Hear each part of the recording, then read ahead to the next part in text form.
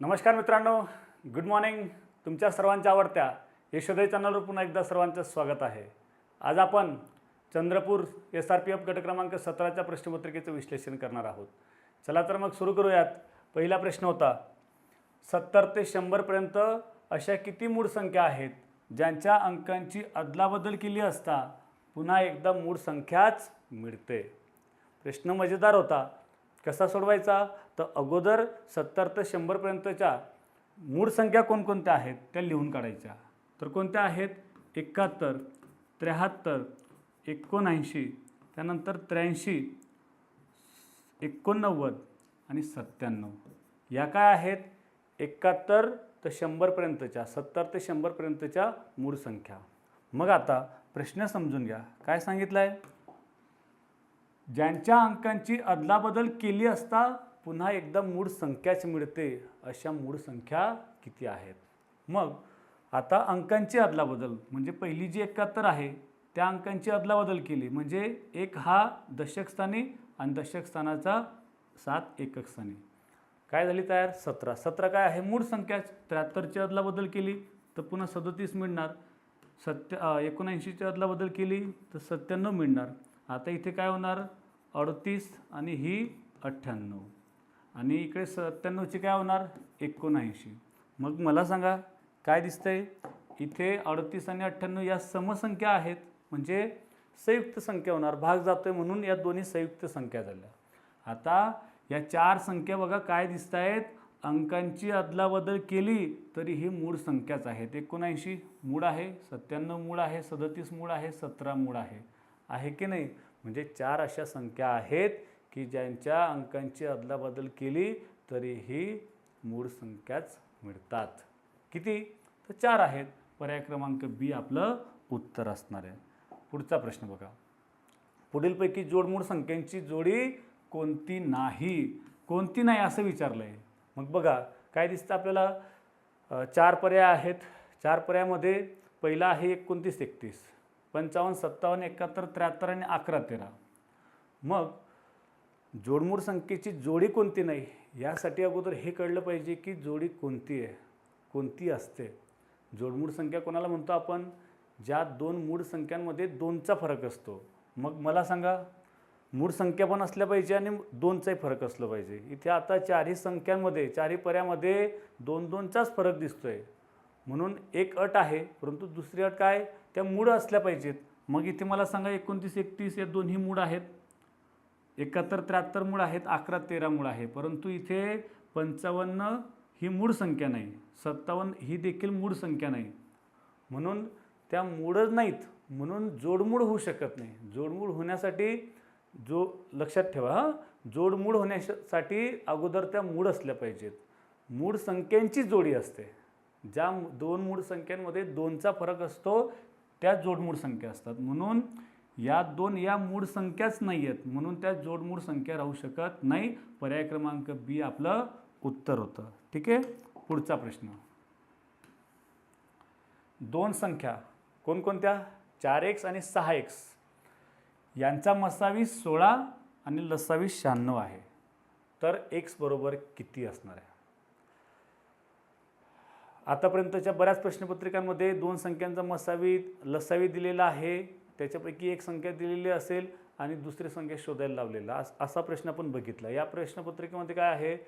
मसावी लसावी दिला आहे आणि त्या दोन संख्या 4x आणि 6x रूपात दिलेला आहे. परंतु गुणधर्म काय असणार? तोच असणार. काय? दोन संख्यांचा गुणाकार म्हणजे काय? 4x आणि 6x या दोघांचा गुणाकार आणि मसावी आणि लसावीचा गुणाकार हा कसा असणार? सारखा असणार. म्हणून 4x गुणिले 6x बरोबर 16 गुणिले 96 केलं. हां, आता पुढं काय? 4x गुणिले 6x किती होणार? 4 × 24 आणि x गुणिले x वर्ग होणार. इथे फक्त x लिहू नका. 24x लिहिलं तर उत्तर बदलणार. ठीक आहे. हां, पुढे गेलो तर हा 16 गुणिले 96 गुणाकार न करता आहे तसं लिहिलंय का? कारण की पुढं आपल्याला भाग सहज देता येईल. कसं देता येईल? तर बघा, x वर्ग त्याच्या बाजूला असणारी ही जी 24 आहे ती आपण दुसऱ्या बाजूला जर पाठवलं तर कसं होणार? हा 24 गुणिला तो इकडे भागीला 24 होईल की नाही? मग आता अंशाने छेदामध्ये भाग जात असेल तर देऊन टाकायचा. कसं जाईल? तर 24 × 24 आणि 24 चोक 96. काय उरलं आता 16 गुणिले 4 16 चोक 64. एक्स बरोबर 64 आहे का? नाही, तर एक्सचा वर्ग 64 आहे. मग कोणाचा वर्ग 64 असतो रे मित्रांनो? 8चा वर्ग. 8चा वर्ग 64 असतो, म्हणून एक्स बरोबर 8 असणार. पर्याय क्रमांक कुठं दिसतंय? 8 कुठं आहे? पर्याय क्रमांक ए मध्ये. ओके, पुढचा प्रश्न बघूया. 10 मजूर रोज 6 तास काम करून एक काम 12 दिवसात पूर्ण करतात, तर तेच काम 20 मजूर 9 तास काम करून किती दिवसात पूर्ण करतील? काम कसं आहे? एकच आहे. काम समान असेल तर काय सांगितलं? पहिल्या वाक्यातील ज्या संख्या असणार, 10 मजूर 6 तास काम करून 12 दिवसात पूर्ण करतात, या तिघांचा गुणाकार भागीला दुसऱ्या वाक्यातील ज्या संख्या आहेत 20 मजूर आणि 9 तास काम करतात, त्या दोघांचा गुणाकार भागीला करायचा. आता पुन्हा इथं अंशाने छेदामध्ये भाग जात असेल तर देऊन टाकायचा. कसं जाणार? 0 0 कट झाला, बेक बे बेसक 12. ठीक आहे. 3 त्रिक 9, 3 दुने 6, 3 1 3, 3 दुने 6. उरलं काय मित्रांनो? 2 गुणिले 2. छेदात काही उरलेलं नाही, म्हणून बेदोने किती होणार? 4 होणार. म्हणजे त्यांना 4 दिवस लागतील. पर्याय क्रमांक सी आपलं उत्तर असेल. पुढचा प्रश्न बघूया. 9 हरिणांचे सरासरी वजन 45.3 किलोग्रॅम आहे, तर सर्व हरिणांचे मिळून एकूण वजन किती असणार आहे? किती असणार? सरळ आहे. हरणं किती आहेत? 9 आहे. त्यांचं सरासरी वजन किती आहे? 45.3 किलो. तर याला सरळपणे 9ने गुणायचं.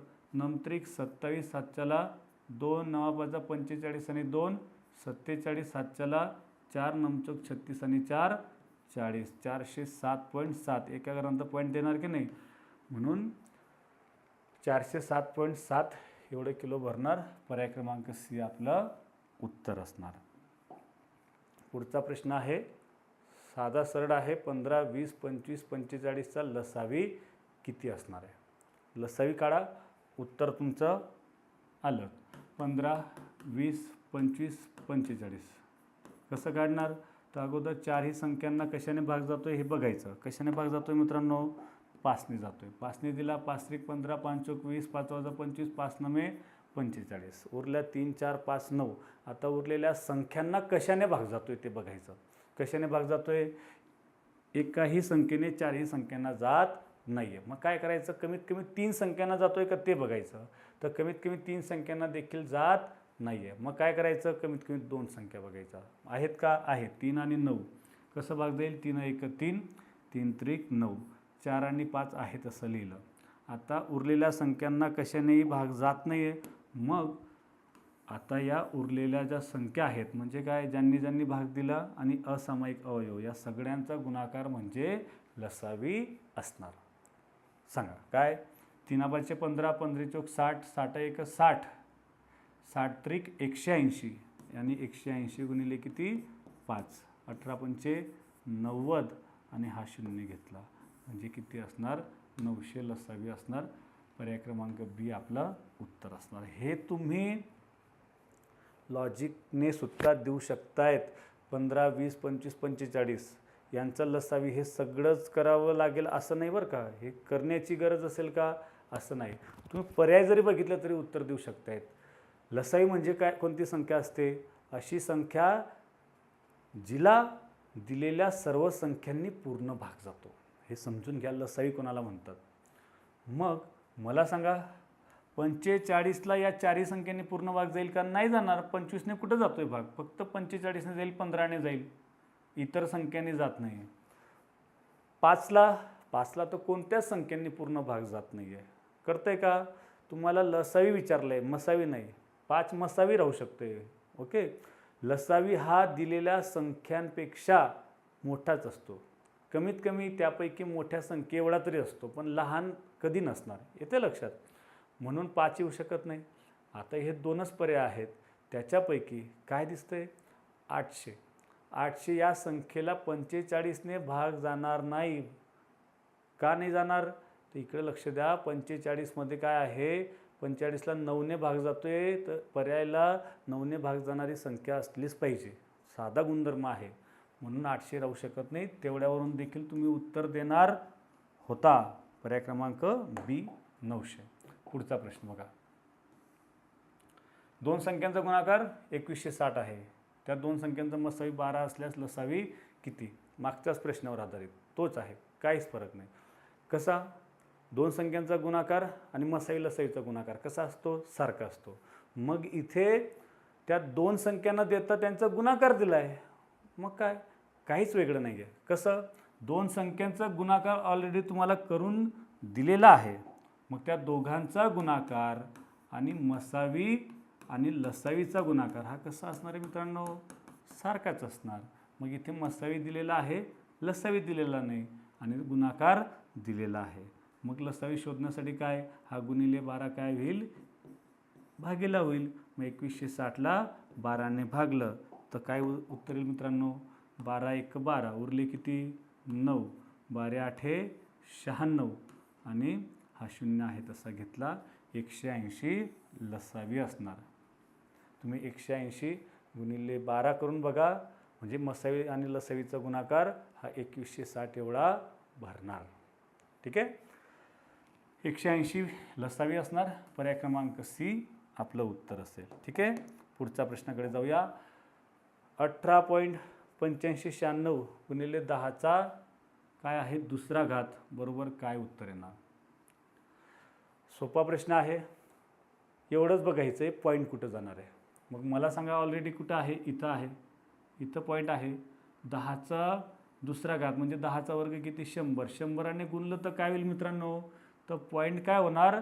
उजवीकडे 2 घरं सरकणार. एवढंच होणार. मग उजवीकडे 2 घरं म्हणजे कुठं येईल?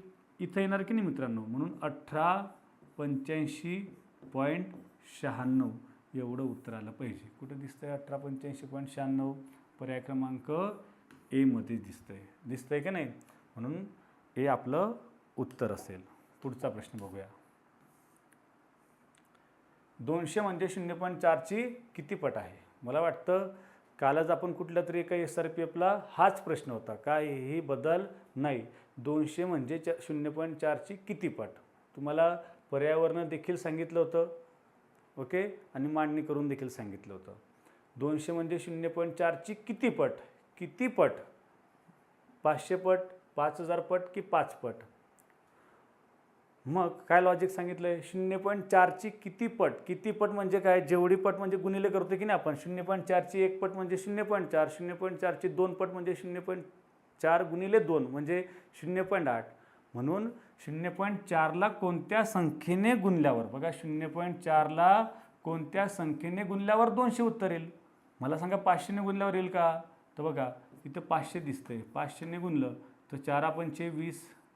हे 2 शून्य घेतले आणि एका घरानंतर पॉईंट दिला तर आपलं पर्याय क्रमांक बी 500 हेच उत्तर असणार आहे. आपण हे चेक करून बघितलं तर 0.4 गुणिले 500 पट केलं, 5000 पट केलं तर 4 पंचे 20. हे 3 शून्य घेतले आणि आता एका घरानंतर पॉईंट दिला तर 2000 उत्तर येईल. 2000 म्हणजे असं राहिलं असतं तर आपलं 5000 पट आपण उत्तर लिहिलं असतं. 5 पटीचा तर विषयच नाही, 50 पटसुद्धा नाही. काल फक्त काय होते, पर्याय जे होते ते अल्टरनेट होते, मागे पुढे होते, परंतु प्रश्न तोच होता. 500 पट किती? 0.4ची 500 पट असली पाहिजे. याला तुम्ही 200 भागिले 0.4 देखील करू शकतोय की नाही? मग कसं करणार? तर पॉईंटचा विचार न करता भागाकार केला. 4 पंचे 20 आणि 0 आहे तसा घेतला 50. आता पॉईंट देणार. पॉईंट कसं जाईल? तर भागाकारामध्ये पॉईंटची वजाबाकी करतो. काय दिसतंय? छेदामध्ये एक घर जास्त आहे. मग छेदात एक घर जास्त असेल तर पॉईंटचं घर उजवीकडे सरकवतो. पॉईंट नाही आहे म्हणून 0 देणार. म्हणून 500 तरीही उत्तर येणार. पर्याय क्रमांक बी आपलं उत्तर असेल. पुढचा प्रश्न काय आहे? 2.1 गुणिले 0.009 1.8 गुणिले 0.00 आता या प्रश्नामध्ये सरळ गुणाकार करायचा. 9 1 9 आणि 9 2 18. 189 झालं. पॉईंट कुठं देणार? तर पॉईंट 1 2 3 घरानंतर पॉईंट देणार 0.189. पॉईंटचा गुणाकार कसा करतो? पॉईंटचा विचार न करता गुणाकार करून टाकायचा आणि पॉईंटच्या घरांची बेरीज करायची, तेवढ्या घरानंतर पॉईंट देऊन टाकायचा. 2 आणि 1 3, 3 घरानंतर पॉईंट. इथं देखील तेच 18 गुणिले 4 किती होणार, 18 चौक 72 आणि 1 2 3, 3 घरानंतर पॉईंट. येते लक्षात. या दोघांची बेरीज 9 2 11, हातच्याला 1 7 8 15 आणि 1 16, 1 आणि 1 2, 0शी पॉईंटशी पॉईंट आणि हा 0शी 0 म्हणजे काय 0.261 उत्तर येतं आहे. कुठं दिसतं आहे 0.261? पर्याय क्रमांक ए मध्ये. ठीक आहे. प्रश्न कसा होता, सोपा होता. उमेशला मराठीमध्ये 76 गुण, इंग्रजीमध्ये 56 गुण, इतिहासामध्ये 70 आणि भूगोलामध्ये 75 गुण मिळाले. गणितासहित त्याची 5 विषयांची सरासरी 74 गुण येते. तर उमेशचे गणितातील गुण किती असणार आहेत? ओके. 5 विषयांची सरासरी किती मित्रांनो? 74. म्हणजे त्या 5 विषयांचे एकूण गुण कसे काढणार? 74 गुणिले 5, 4 पंचे 20, हातच्याला 2 केलं, 7 वाजा 35 आणि 2 37. म्हणजे 5 विषयांची टोटल बेरीज झाली पाहिजे. गुणांची किती? 370. त्यापैकी मला सांगा, मराठीमध्ये 76, इंग्रजीमध्ये 56, इतिहासात 70 आणि भूगोलात 75 एवढे गुण आहेत. म्हणजे त्यांची बेरीज किती भरणार? 6 6 12 आणि 5 17. हातच्याला 1 7 त्रिक 21, 21 आणि 5 26, 26 आणि 1 27. 277 ही काय आहे? 4 विषय मिळून असणारी बेरीज. मग मला सांगा, 5 विषय मिळून जर 370 भरले पाहिजेत तर फरक कितीचा दिसतोय? 370मधून 277 वजा केले तर 0तनं 7 जाणार नाही, 10तनं 7 गेले 3, उसणार इकडे दिला म्हणून काय होणार? इकडे 6 उरतील, 16तनं 7 गेले 9 आणि इथे 2 उरतील, 2तनं 2 गेले 0. म्हणजे 370मधून 277 वजा केले तर 93. 93चा फरक आहे. म्हणजे हे 93 गुण कशाचे असणार आहेत मित्रांनो? तर हे गणिताचे असणार, गणितासहित असलं पाहिजे की नाही. म्हणून पर्याय क्रमांक डी 93 आपलं उत्तर असणार आहे. काय केलं? 76 56 70 75 हे 4 विषय मिळून 277 गुण होते. 5 विषय मिळून सरासरी दिलेली होती किती? 74. मग 5 विषयांचे एकूण गुण काढले 370. 5 विषय मिळून 370 आहेत. त्यापैकी 4 विषयांचे 277 आहेत. दोघांमधला फरक 93चा आहे. हे 93 गुण गणितात असतील तेव्हा त्यांची सरासरी 74 भरणार. ठीक आहे. पुढचा प्रश्न, 100चे 28% म्हणजे किती? साधा चिल्लर प्रश्न आहे. 28% म्हणजे 100पैकी 28 आहेत. म्हणून 100चे 28% 28च असणार ना. येते लक्षात. 200च्या 28% तुम्ही सांगू शकता 56, परंतु 100चे 28% 28च असणार. टक्के म्हणजे 100पैकी. येते लक्षात. म्हणून बी आपलं उत्तर असणार आहे. ठीक आहे. पुढचा प्रश्न बघा. तोच प्रश्न होता 100चे 28%. त्याचा खालचा प्रश्न बघूया. राकेशला 10वीच्या परीक्षेमध्ये 700 गुणांपैकी 575 गुण मिळाले. म्हणजे त्याला किती टक्के गुण मिळाले? 700 पैकी 575 आहेत. 700 पैकी 575 टक्केवारी काढायची. कशी काढणार? 700 पैकी 575 100 पैकी किती क्रॉस तयार केला? कोणाकोणाचा गुणाकार होईल? 100 गुणिले 575, एक्सच्या बाजूची संख्या 700 भागिला. ठीक आहे. अंशाने छेदात भाग जात असेल तर देऊन टाकायचा. 2 शून्य गेले, 2 शून्य गेले. काय येईल? 7 8 काय होतं? 56. उरले किती? 1. 7 दुने 14. उरले किती? 1 घेतला 0 दिला पॉईंट. 7 1 7 उरले 3. म्हणजे 82 पॉईंट समथिंग काहीतरी उत्तर येणार आहे. आणि पर्यायामध्ये एकच दिसतं. 82 पॉईंट. दुसरं पुढे बघा एकच आहे. इतर कुठेही पर्याय नाही. बाकी 80 84 83 मध्ये आहेत. म्हणून बी आपलं सहज उत्तर होतं. ठीक आहे. पुढचा प्रश्न, संगीताने 9,200 रुपयाला खरेदी केलेला TV 11,500 रुपयाला विकला तर शेकडा नफा किती असणार आहे? ठीक आहे. 9,200ला विकलेला आहे, खरेदी केला आहे, 11,500ला विकला आहे. म्हणजे नफा किती? अगोदर निव्वळ नफा बघायचा. निव्वळ नफा किती मित्रांनो? तर निव्वळ नफा बघा, हे किती आहेत? वरचे 1500 आणि हे किती? 800. 1500 आणि 800 झाले किती? 2300. 2300 रुपये काय आहे? नफा आहे. इथं देखील क्रॉस तयार करू शकतायत. 9,200 रुपयावर 2300 रुपये आहे. खर्च किती 9200, त्याच्यावर 2300 रुपये नफा. मग सरळपणे 9200 पैकी 2300 तर 100पैकी किती या पद्धतीने देखील मांडणी करू शकतात किंवा क्रॉस तयार केला तरी देखील चालेल. क्रॉस तयार केला तोही हेच येणार. याच ठिकाणी आपण पोहोचणार. मग मला सांगा काय केलं आपण, हे 2 शून्य गेले, 2 शून्य गेले, 23 1 23, 23 चौक 92, राहिलं काय 100 भागिले 4, 100ला 4ने भागलं म्हणजे 25 चौक 100, 25% हा शेकडा नफा असणार. कुठं दिसतंय, पर्याय क्रमांक डी आपलं उत्तर असणार आहे. ठीक आहे.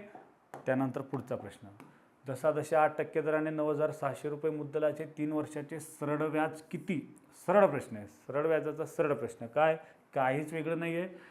मुद्दल दिलेली आहे 9600, दर दिलेला आहे 8, वर्ष दिलेले आहेत 3, त्याचं सरळ व्याज शोधायचं आहे. मुद्दल गुणिले दर गुणिले काळ भागिला 100 केलं, 2 शून्य अंशाचे कट झाले, 2 शून्य छेदाचे कट झाले, उरलं काय 96 गुणिले 8 गुणिले 3, गुणाकार केला 8 त्रिक 24, 96 गुणिले 24. ओके, गुणाकार करून टाकायचा लवकर. 4 सक 24, हातच्याला 2, 9 चौक 36 आणि 2 38, एक घर सोडलं, बेसक 12, हातच्याला 1, 9 2 18 आणि 1 19, बेरीज केली 4 0 9 3 12 आणि 1 13, हे 2, 2304.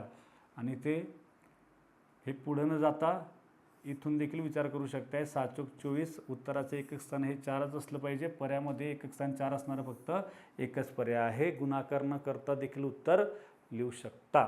ठीक आहे. पुढचा प्रश्न,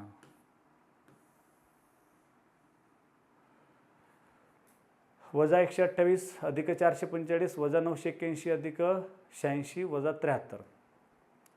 तुम्ही क्रमाने केलं तरी देखील चालणार, परंतु एक नियम लक्षात ठेवायचा. काय करायचं, जर एक फक्त बेरीज आणि वजाबाकी असेल, ओके, तर अशा वेळेस काय करायचं, ज्यांचे चिन्ह समान आहेत त्यांची बेरीज करून टाकायची. 128 981 आणि 73 यांची बेरीज किती होणार, 128 981 आणि 73, बेरीज केली तर 8 आणि 1 9 9 3 12, हातच्याला 1 8 7 8 15 15 17 आणि 1 18, हातच्याला 1 9 आणि 1 10 आणि 1 11, 1182. कसे येते, हे तुमचे ऋणमध्ये आहेत. आता यांची बेरीज केली कशी, 445 आणि काय आहेत 86 आहेत, बेरीज केली 6 5 11, हातच्याला 1 8 4 12 आणि 1 13, हातच्याला 1 4 आणि 1 5, 531 अधिक 531 म्हणजे काय, यांची बेरीज केली ऋणांची ती -1182 आणि ही 531 आहे. धनऋण आहे, मग यांची काय होईल, वजाबाकी होईल. मग यांची वजाबाकी केली तर कशी येणार मित्रांनो, 2तनं बघा, 1 गेलं तर 1, 8तनं 3 गेले 5 आणि 11तनं 5 गेले 6, 651. मोठी संख्या काय आहे, ऋणामध्ये आहे, म्हणून याला ऋणामध्ये चिन्ह दिलं. वजा 651 कुठं दिसतंय, पर्याय क्रमांक ए मध्ये. ठीक आहे. पुढचा प्रश्न, काटकोन त्रिकोणामध्ये काटकोनाव्यतिरिक्त उर्वरित 2 कोनांच्या मापांची बेरीज किती अंश असते. तर एक नियम आपल्याला सर्वांना माहिती असेल की त्रिकोणाच्या 3ही कोनांच्या मापांची बेरीज ही कशी असते, 180 अंश असते. 3ही कोनांच्या मापांची बेरीज ही 180 अंश असते मित्रांनो. आणि आता हा त्रिकोण कसा आहे, काटकोन त्रिकोण. काटकोन त्रिकोणामध्ये एक कोन हा 90 अंशाचा असतो, हे लक्षात ठेवायचं. एक कोन हा 90 अंशाचा. ठीक आहे. मग मला सांगा, 3ही मिळून 180 अंश आहेत, त्याच्यापैकी एक कोन 90 अंशाचा आहे, म्हणजे हे दोन्ही मिळून किती असले पाहिजे, सरळ आहे, हे दोन्ही मिळून जास्तीत जास्त आणि कमीत कमी, ते म्हणजे 90पेक्षा कमी पण नाही 90पेक्षा जास्तही नाही, 90 अंशाचंच असणार आहे. ठीक आहे. उर्वरित 2 कोनांच्या मापांची बेरीज 90 अंश, पर्याय क्रमांक सी आपलं उत्तर असणार. ठीक आहे. पुढचा प्रश्न बघूया. 2 तास 45 मिनिटांमध्ये किती सेकंद असतात. 2 तास 45 मिनिटांमध्ये, एका तासामध्ये. आता काय करायचं, आता तुम्ही याला 2 पद्धतीने काढू शकतात. कसं काढणार, एका तासामध्ये किती मिनटं असतात मित्रांनो, एका तासामध्ये 60 मिनटं. 2 तासाची किती, 120 मिनटं. 120 आणि 45 किती झाले, 165 मिनटं. 165 मिनटं झाले, गुणिले 60 केलं, शून्य आहे तसा ठेवला, 6 पंचे 30, हातच्याला 3. ओके, 6 6 36 आणि 3 किती झाले 39, हातच्याला 3, 6 1 6 आणि 3 9 म्हणजे 9,900 सेकंद. ही एक पद्धत झाली. दुसरी पद्धत आता काय, एका तासामध्ये 3600 सेकंद असतात. ओके, एक तासाचे 3600, दुसऱ्या तासाचे 3600 आणि आता 45 मिनिटाचे किती असणार, तर एका तासामध्ये 3600 आहेत म्हणजे पाऊण तासामध्ये किती असणार, 4 भाग केले की नाही, नमचोक 36, मग 3 भागाचे किती, नमत्रिक 27, 2700. 45 मिनिटांचे 2700 बेरीज करून टाकले बघा. 0 0 6 6 12 12 7 19, हातच्याला 1 3 3 6 6 2 8 आणि हातच्याचा 1 9. तुम्ही कुठूनही जा तरीही 9,900 उत्तर येणार. ठीक आहे. आणखी तिसरी पद्धत बघा, एका तासात 3600 आहेत गुणिले किती सांगितले, 2 तास 45 मिनिटे म्हणजे काय, पावणे 3 तास आहे, म्हणून 2.75ला गुणलं तरीही तुमचं 9,900 उत्तर येणार. ठीक आहे. पुढचं बघूया. आशाने 50 आंबे 100 रुपयात विकत घेतले, तर तिला अर्धा डझन आंबे जे आहेत ते किती रुपयामध्ये पडले असतील. प्रश्न सोपा आहे, परंतु बऱ्याच जणांना म्हणजे सोपं देखील काही वेळेस जास्त त्रास देतं, हे लक्षात ठेवा. कसं, तयारी आपली चांगली असेल, काठिण्य पातळी पुढे गेली असेल, तर काही वेळेस सोपे प्रश्न आपल्याला गोंधळमध्ये टाकतात. जसं या ठिकाणी बघा, आशाने 50 आंबे 100 रुपयाला घेतलेत. 50 आंबे 100 रुपयाला आहेत. मग का साधं काय दिसतं मित्रांनो, एक आंबा 2 रुपयाला आहे. 50 आंबे 100 रुपयाला म्हणजे एक आंबा 2 रुपयाला. एक आंबा 2 रुपयाला, तर मला सांगा अर्धा डझन म्हणजे किती, 6 आंबे. तर 6 आंबे कितीला येतील, 6 दुने 12 रुपयाला.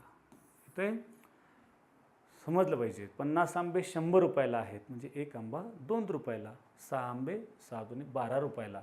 पर्याय क्रमांक बी आपलं उत्तर असणार. ठीक आहे. पुढचा प्रश्न बघा. 1111 गुणिले 222 तुम्ही गुणाकार केला, या प्रश्नाचं गुणाकार केला तरी देखील चालतंय, किंवा आपल्या ट्रिक्सनुसार म्हणजे 11 एकाच्या पट्टीत येते लक्षात, एकाच्या पट्टीमध्ये असणाऱ्या ज्या काही संख्या असणार त्या संख्यांचा गुणाकार करायचा कसं, म्हणजे 1 11 111 121 1111 11,111 या पद्धतीच्या संख्यांचा गुणाकार कसा करायचा हे सांगितलं आहे. तुम्ही आता याचा गुणाकार केला तरी देखील उत्तर काढणार आहेत, परंतु कसं येणार, तर 2 येतं आहे, अगोदर 2 घ्यायचा, त्याच्यानंतर 2 आणि 2 येतं आहे, 2 आणि 2 किती होणार, 4, पुन्हा 4 आणि 2 6, चौथा अंक नाही म्हणून म्हणजे किती आहेत, 4 वेळेस आहेत म्हणून 4 वेळेस करायचं. 1 2 3 4 3 2 1 या पद्धतीने. मग 2 1 2 आणि 2 4 4 आणि 2 6, पुन्हा अजून 6 मध्ये पुढचा अंक 1 पाहिजे होता परंतु तो नाही म्हणून 6च असणार. आता उतरता क्रमामध्ये काय कमी होत जाणार, म्हणजे इकडचा 2 सोडायचा, 2 आणि 2 4, फक्त हा 2, म्हणजे या पद्धतीने गुणाकार येणार. 2 4 6 6 4 2 हे तुम्ही गुणाकार केलं तरीही चेक करू शकतायत. कुठं दिसते 246 642, पर्याय क्रमांक सी मध्ये. सर हे काय केलं आहे हे समजत नसेल तर त्याच्यासाठी तुम्हाला व्हिडिओ पूर्ण बघावे लागतील. ठीक आहे. पुढचा प्रश्न, बुद्धिमत्तेचे प्रश्न दिसत आहेत. ZUQ प्रश्नचिन्ह आहे, यल आहे. मग इथे बघा काय दिसतं मित्रांनो आपल्याला, आपण रिटर्न जरी आलो तरीही चालेल किंवा इकडनं जरी विचार केला तरीही चालतंय. झेडचा बघा कितवा क्रमांक आहे, 26वा आहे. यू काय आहे, काय दिसतं आपल्याला, म्हणजे इथे आता PQRSTU म्हणजे 21वा क्रमांक आहे. ओके. क्यूचा क्रमांक कितवा आहे, तर NOPQ म्हणजे 14 15 16 17वा आहे.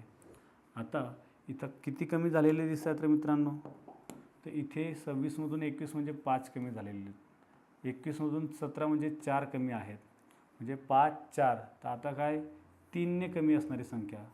मग 3 कमी म्हणजे काय, 17मधून 3 कमी ना, मग 17तनं 3 कमी म्हणजे किती, 14व्या क्रमांकाचं.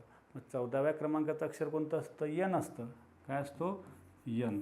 मग मला सांगा इथे यन घेतला, कुठे प्रश्नचिन्हाच्या जागी जर यन घेतला तर पुढचा फरक बघा कितीचा असला पाहिजे, 2चा फरक असला पाहिजे. मग 2चा फरक म्हणजे काय, याचा 14वा आहे तर 2 वजा केले तर 12वा क्रमांकाचा अक्षर यल आहे का चेक करा. तर यलचा क्रमांक 12वाच आहे म्हणून यल बरोबर आहे. म्हणून आपलं प्रश्नचिन्हाच्या जागी 14व्या क्रमांकाचं यन हे अक्षर असणार. इकडनं गेलात तरी बघा IJKL यल यम यन म्हणजे काय 2 अक्षरं पुढं, 2 नंतर आता काय 3 अक्षरं पुढे NOPQ येते 3 अक्षरं, 3 नंतर 4 अक्षरं पुढे क्यू नंतर यू बरोबर 4थ्या क्रमांकाचं आहे, त्यानंतर 5व्या क्रमांकाचं झेड आहे. यन कुठं दिसतंय, पर्याय क्रमांक डी आपलं उत्तर असेल. यानंतर 7वा प्रश्न बघा. ADHDGK GJN तर पुढचं काय. तर इथे बघा थोडंसं निरीक्षण केलं तरी देखील आपण उत्तर दिलं पाहिजे होतं. कसं, तर इथे बघा ABCD म्हणजे 3 अक्षरं पुढे आहेत. ओके, डी नंतर बघा EFG 3 अक्षरं पुढे, मग जीचे 3 अक्षरं पुढे काय HIJ म्हणजे आता पुढच्या अक्षरमालिकेमध्ये पुढच्या गटामध्ये पहिलं अक्षर जे आपल्याला या 3 पर्यायामध्ये दिसते. ए पर्याय कट झाला. आता पुढे डीचं देखील तेच झालेलं आहे. काय EFG म्हणजे 3 अक्षरं पुढे, जीचं पुढे 3 अक्षरं GHIJ इथं दिसतंय. मग जेचं 3 अक्षरं पुढे काय KLM जे पुढचं हे यम असणार. मग JM कुठं दिसतंय, इथं दिसते. तिसरं अक्षर बघा HIJK LMN OPQ JMQ म्हणजे हे सी पर्याय कट झाला. तिसरं अक्षर क्यू असणार म्हणजे JM आणि JM इथं देखील आहे, परंतु तिसरं अक्षर हे क्यू असणार.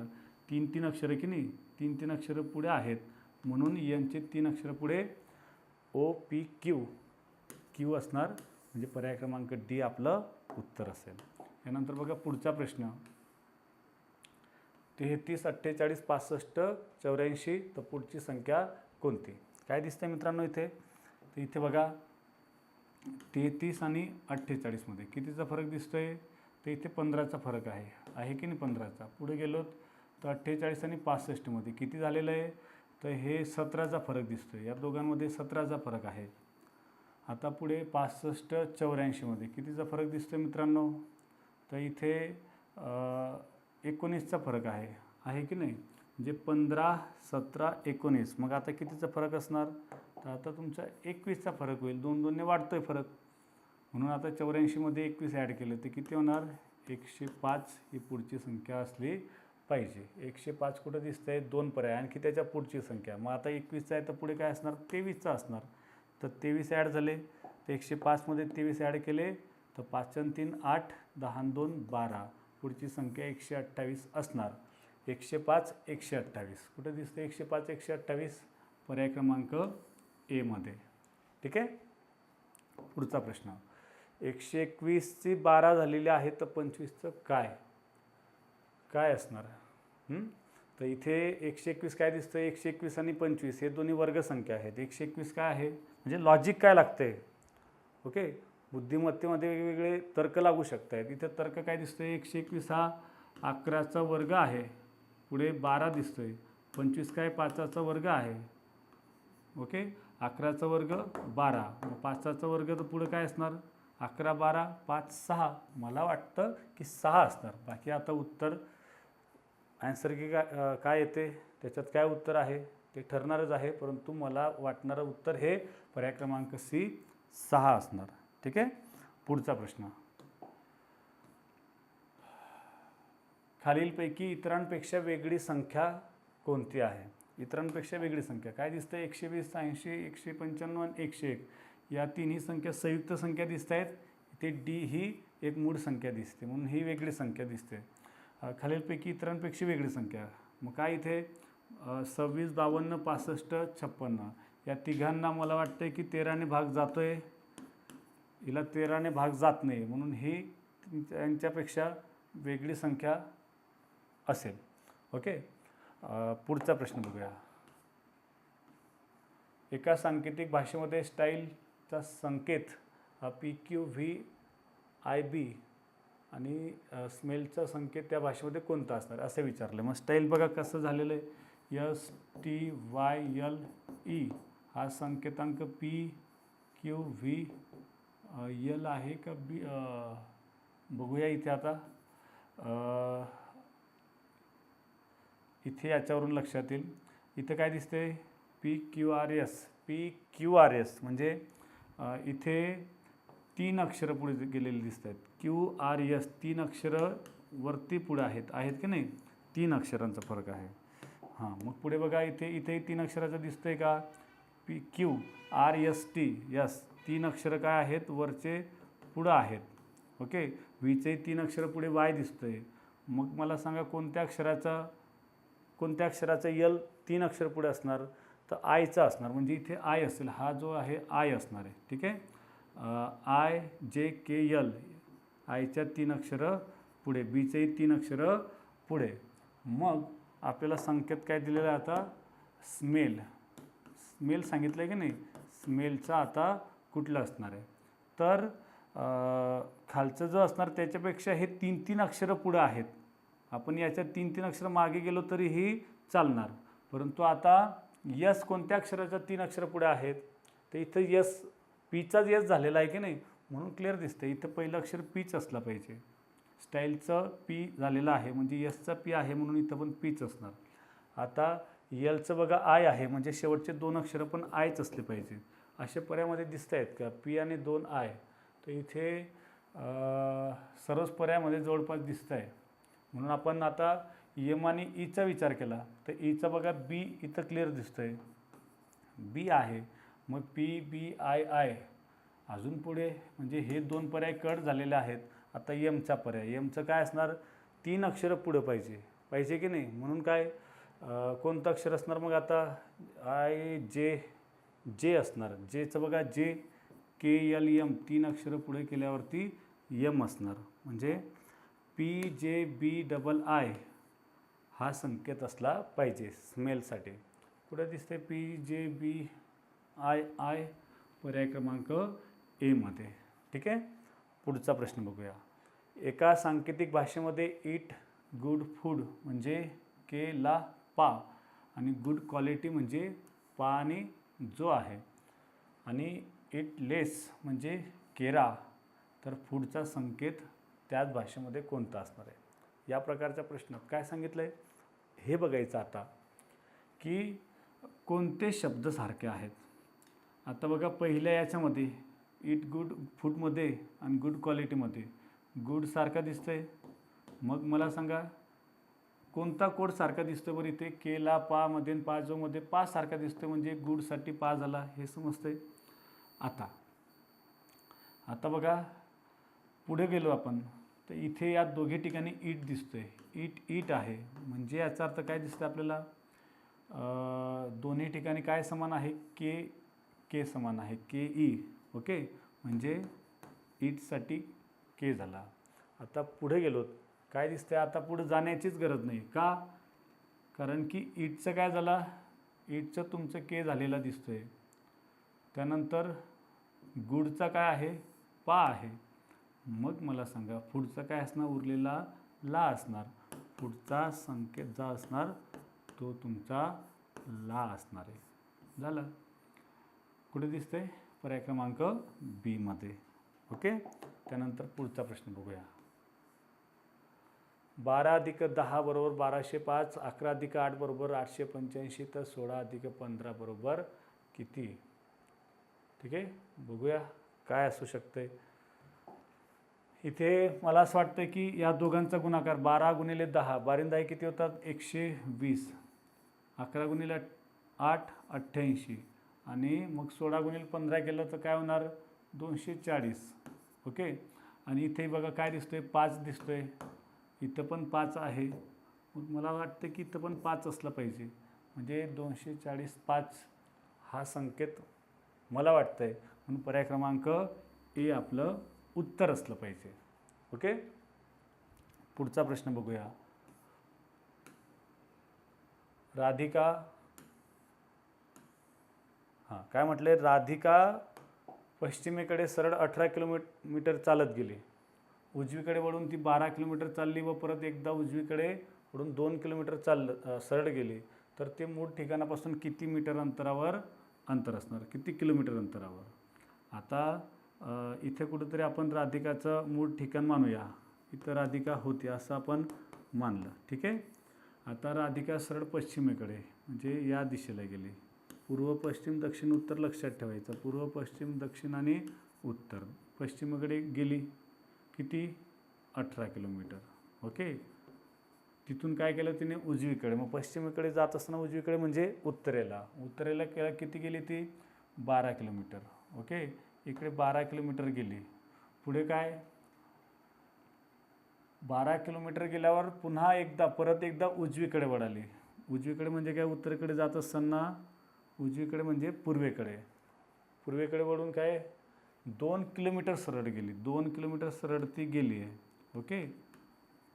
तर ती मूळ ठिकाणापासून किती अंतरावर आहे. मग आता इथून आता आपल्याला विचारलं आहे हे अंतर किती असणार आहे. मूळ ठिकाणापासून हे एवढ्या अंतरावर आहे. मग हे कसं शोधणार मित्रांनो. तर इथे बघा, इथे आता काय होईल. तर इथे आपण एक त्रिकोणाचा विचार केला. काय विचार केला. तर इथे हे अंतर काढण्यासाठी काय या त्रिकोणामध्ये कर्ण असणार आहे. ही 12 आहे म्हणजे हे अंतरसुद्धा 12च असणार. ओके. आता हे पूर्ण 18 आहे, त्याच्यापैकी हे 2 कमी झालं तर हे उरले किती 16 आहे. आता तुम्ही या त्रिकोणाचा कर्ण शोधायचा आहे. 16चा वर्ग अधिक 12चा वर्ग, त्या दोघांचे बेरीज करून त्याचं वर्गमूळ काढणार आहेत. परंतु हे एक त्रिकूट दिसतंय. काय त्रिकूट दिसतंय 12 16 आणि तिसरं काय 12 16 म्हणजे काय 4 त्रिक 12 आणि 4 चौक 16. मग 3 4 5 हे एक त्रिकूट सर्वांना माहितीच असेल. मग 3 4 5 म्हणजे काय 3 चौक 12 म्हणजे 4 त्रिक 12 4 चौक 16 म्हणजे 4 पंचे किती 20. मोठी बाजू ही 20 असणार. कर्ण 20 असणार म्हणजे हे सरळ अंतर हे 20 किलोमीटरचं आहे. हे लक्षात ठेवा. तुम्ही या दोघांच्या वर्गांची बेरीज करून बघा. ती 20चा वर्ग 400 एवढीच असणार. पर्याय क्रमांक ए आपलं उत्तर असेल. ठीक आहे. पुढचा प्रश्न. जर 15 ऑगस्ट 1999ला रविवार होता तर 26 जानेवारी 2000ला कोणता वार असणार आहे. तुम्ही आपलं कॅलेंडर हे प्रकरण बघितलं असेल तर या प्रश्नाचं उत्तर सहज देणार आहेत. कोणत्याही कॅलेंडर वर्षामध्ये 15 ऑगस्ट आणि 26 जानेवारीमध्ये काय गुणधर्म आहे हा लक्षात असेल तर या प्रश्नाचं उत्तर तुम्ही की 1999ला काय आहे. 1999ला रविवार आहे. काय 15 ऑगस्टच्या दिवशी म्हणजे त्याच वर्षाचा काय 26 जानेवारीचा वार काय असणार 2 वारने पुढे. हे लक्षात ठेवायचं. एकाच कॅलेंडर वर्षामध्ये 15 ऑगस्ट 26 जानेवारी 26 जानेवारी हा 2 वारने पुढे म्हणजे काय मंगळवारी असणार. कोणत्या वर्षाचा त्याच वर्षाचा. ओके. मग त्याच वर्षाचा मंगळवारी 1999चा काय 26 जानेवारी हा जो असणार ना प्रजासत्ताक दिवस हा तुमचा मंगळवारी असणार. हे लक्षात ठेवा. 2 वार पुढं असतो स्वातंत्र्य दिनापेक्षा सामान्य वर्षामध्ये. ठीक आहे. आता त्याचा पुढचा वर्ष 1999ला मंगळवारी म्हटल्यावर 2000ला काय असणार बरं 26 जानेवारी 2000ला तर तुमचा 1 वार पुढे जाणार. लीप वर्षाचा काही संबंध नाही. ओके. लीप 29 फेब्रुवारी ही नंतर येणारी तारीख आहे म्हणून 1 वार पुढे बुधवार आपलं उत्तर असणार. काय पर्याय क्रमांक डी. आता हे आता तुम्ही मोजून पुढे गेला तरीही चालेल. कसं बरं 15 ऑगस्ट की नाही 15 ऑगस्टवरून आपल्याला काय जायचं आहे 15 ऑगस्ट 1999 वरून आपल्याला 26 जानेवारी 2000ला जायचं. मग कसं जाणार तर बघा आता महिने आपल्याला पुढे जायचे. कोणकोणते August September October November December आणि मग आपण जानेवारी 2000वर पोचणार. आता 15 ऑगस्ट महिन्यात किती दिवस असतात 31. त्याच्यापैकी 15 दिवस गेले म्हणजे राहिले किती आता 16 दिवस. म्हणजे 16 दिवस या महिन्याचे. सप्टेंबरचे 30 ऑक्टोबरचे 31 नोव्हेंबरचे 30 डिसेंबरचे किती 31 आणि जानेवारीचं काय 26 जानेवारीवर जायचं म्हटल्यावर 26 दिवस झालं. हे केलं तरीही उत्तर येतं आहे. टोटल किती दिवस आहेत मोजा बरं 6 आणि 1 7 7 आणि 1 8 8 आणि 6 14 हातच्याला 1 हे किती 3 चौक 12 12 आणि 2 14 15 आणि हातच्याचा 1 16 164 दिवस आहेत. आता मला सांगा एका आठवड्यात दिवस किती असतात? तर मित्रांनो 7च असतात. म्हणून 164 दिवस पुढं जायचं म्हणजे काय? 164 भागीला 7 केलं तर 7 दुने 14, उरले 2, 7 त्रिक 21, 23 आठवडे पूर्ण बसत आहेत. आणि उरतात किती आहे? 3 दिवस. 3 दिवस शिल्लक उरत आहेत म्हणजे काय? 3 दिवस पुढं सरकायचं. मग कोणाचे 3 दिवस? तर रविवार दिला आहे की नाही आपल्याला. मग रविवारचं 3 दिवस पुढं म्हणजे काय? सोमवार, मंगळवार, बुधवार. दिसतंय का? आलं की नाही? ओके, बुधवार हे आपलं उत्तर असणार. तुम्ही कुठूनही जा तरीही डी आपलं उत्तर असणारच. ओके, पुढचा प्रश्न. सागर हा महेशपेक्षा उंच आहे. मांडणी करायची. बघा सागर काय सांगितलं आहे? सागर हा महेशपेक्षा उंच आहे पण रवी इतका उंच नाही. म्हणजे रवी सागरपेक्षा उंच आहे, समजतंय? सौरभ हा सोपानपेक्षा उंच पण महेशपेक्षा ठेंगणा आहे. महेशपेक्षा ठेंगणा आहे कोण? सौरभ, जो सोपानपेक्षा उंच आहे. सोपानपेक्षा उंच आहे परंतु महेशपेक्षा ठेंगणा आहे. तर सर्वात उंच कोण आहे? तर सर्वात उंच रवी असणार आहे. असेल की नाही? पर्याय क्रमांक ए आपलं उत्तर असणार. ठीक आहे, पुढचा प्रश्न बघा. 21 मुलींच्या एका रांगेमध्ये जर प्रियंका 4 स्थळ उजवीकडे स्थलांतरित झाले तर तिचा डावीकडून क्रमांक 12वा येतो. असे असल्यास उजवीकडून मोजल्यास तिचा मूळ क्रमांक कोणता असणार आहे? प्रश्न मजेदार आहे, गोंधळात टाकणारा प्रश्न आहे. बघा कसं सांगितलं. 21 मुलांची रांग आहे. मुली किती आहेत? 21 मुली आहेत. जर प्रियंका 4 स्थळ उजवीकडे स्थलांतरित झाले, कुठे? इकडे बघा. 4 इकडे जर समजा 4 स्थळ ती गेली तर त्यावेळेस तिचा डावीकडून 12वा क्रमांक आहे. डावीकडून म्हणजे काय? इकडनंच ना, इकडनं ती 12वी असणार. जेव्हा ती 4 स्थळं इकडे सरकणार आहे उजवीकडे. मग मला सांगा, जर हे 4 स्थळं जर सरकले नसते उजवीकडे, स्थलांतरित झाली नसती तर मला सांगा कितवा क्रमांक राहिला असता? तर 4ने कमी म्हणजे अगोदर मूळचा क्रमांक तिचा 8वा होता. कुठून? डावीकडून. बरं, डावीकडून 8वा होता. ती 4 घरं उजवीकडे स्थलांतरित झाल्यामुळे आता ती काय आहे? डावीकडून 12वी आहे. डावीकडून 12वी आहे. कळतंय? मग आता काय मूळ ठिकाण आहे तिचं डावीकडून 8वा आहे. परंतु विचारलं काय? तर तिचं उजवीकडून मोजल्यास तिचा मूळ क्रमांक किती? मग मला सांगा कसं काढणार? तर टोटल किती आहेत? 21 मुले आहेत. 21 मुलींच्या रांगेमध्ये ही जी प्रियंका आहे तिचा डावीकडून 8वा क्रमांक आहे. तर उजवीकडून कितवा असणार? तर उजवीकडून 21 मधून काय? तिचा अगोदर 7 मुली आहेत ना. 8वा क्रमांक आहे म्हटल्यावर 7 मुली आहेत तिच्या अगोदर. मग ते 7 कमी केलं तर किती असणार? 21 मधून 7 गेले तर 14. 14वा क्रमांक तिचा कुठून असणार? उजवीकडून असणार. येतंय? पर्याय क्रमांक डी आपलं उत्तर असेल. समजून घ्या. ठीक आहे, पुढचा प्रश्न. समजत नसेल तर एकदा पुन्हा व्हिडिओ काय करा, मागे घ्या, शांतपणे बघा. महत्त्वाचा प्रश्न आहे, गोंधळात टाकणार आहे, परंतु याच प्रकारचे प्रश्न आपल्याला काय करतात? हजारो मुलांच्या पुढे घेऊन जातात. ओके, पुढचा प्रश्न.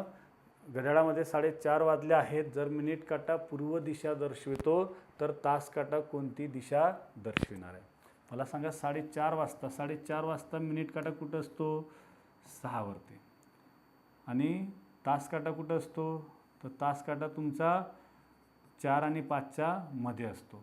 ओके, हा काय झाला तुमचा तास काटा इकडे तुमचा हे तुमची हा 3 वरती 12 इकडे 9. आता काय म्हटलं बघा, मिनिट काटा 6 वर, तास काटा 4 आणि 5च्या मध्ये. मिनिट काटा पूर्व दिशा दर्शवतोय म्हणजे खाली काय आलेली तुमची? खालची दिशा पूर्व आहे. मिनिट काटा पूर्व दिशा दर्शवतोय तर तास काटा कोणती दिशा दर्शवणार? मग काढणार कसं मित्रांनो? ही पूर्व आहे म्हटल्यावर बघा ही काय आली? पश्चिम आली. पूर्वच्या विरुद्ध पश्चिम. आता उत्तर आणि दक्षिण कुठे आहे? तर जेव्हाही लक्षात ठेवायचं, पूर्वेकडे जेव्हा आपण बघतो, पूर्वेकडे जर तोंड असेल तर त्यावेळेस डाव्या हाताला उत्तर दिशा आणि उजव्या हाताला दक्षिण दिशा. म्हणून ही पूर्व आहे म्हटल्यावर काय? डाव्या हाताला म्हणजे इकडे हे तुमचे उत्तर असणार की नाही? हे उत्तर आहे. म्हटल्यावर हे काय असणार, हे दक्षिण असणार. आता उत्तर आणि पूर्व, आता तास काटा कुठे या दोघांच्या मध्ये आहे म्हटल्यावर उत्तर आणि पूर्वच्या मध्ये, उत्तर आणि पूर्वच्या मध्ये काय असतं मित्रांनो, तर तुमची ईशान्य दिशा असते. हे माहिती असलं पाहिजे. उईपू मागच्याच व्हिडिओमध्ये आपण बघितलं, उईपू अदनई पवा. ओके, ईशान्य दिशा असणार उत्तर आणि पूर्वच्या मध्ये. कुठे दिसतंय ईशान्य, पर्याय क्रमांक डी मध्ये. बघूया पुढचा प्रश्न. एक घड्याळ दर 2 तासांनी 30 सेकंद मागे जाते. दुपारी 3 वाजता बरोबर लावलेले घड्याळ दुसऱ्या दिवशी दुपारी 3 वाजता किती वाजलेले दर्शवणारे. आता दर 2 तासांनी 30 सेकंद, प्रश्न व्यवस्थित वाचायचा, नाही तर बरेच जण फक्त 24 तासाचा विचार करतील. 2 तासांनी 30 सेकंद आहे. आता दुपारी लावलेले घड्याळ दुसऱ्या दिवशी 3 वाजता, म्हणजे हा कालखंड किती झाला, 24 तासाचा. 24 तास झाले, परंतु म्हटलं काय, दर 2 तासांनी 30 सेकंद आहेत. 2 तासांनी 30 सेकंद आहेत म्हणजे काय, इथे एका तासाला किती होत आहेत, 15 सेकंद. याप्रमाणे पण विचार करू शकतात. किंवा या 24ला 2ने भाग दिला म्हणजे काय, 12. 12 वेळेस आता 30-30 सेकंद मागे सरकणार.